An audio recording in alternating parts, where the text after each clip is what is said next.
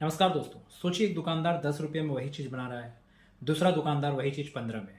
अब बताइए बाजार किसका चलेगा। मान लीजिए दो देश हैं, एक है देश ए, दूसरा है देश बी। दोनों गेहूं और कपड़ा बनाते हैं। देश ए के खेत अच्छे हैं, बिजली सस्ती है, मशीनें तेज हैं। वो गेहूं भी सस्ता बनाता है, कपड़ा भी सस्ता बनाता है।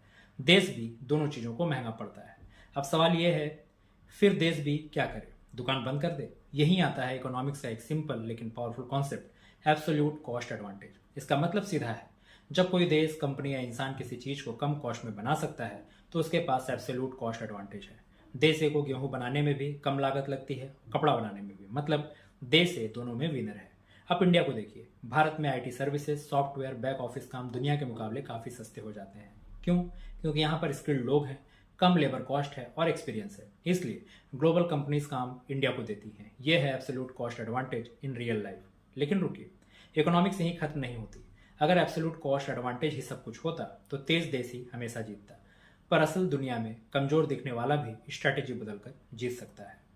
जिस काम में आपकी लागत कम हो उस पर फोकस करो, चाहे देश हो, बिजनेस हो या आप खुद। हर लड़ाई लड़ना जरूरी नहीं, सही लड़ाई सस्ती जीतना ज्यादा जरूरी होती है। Thank you.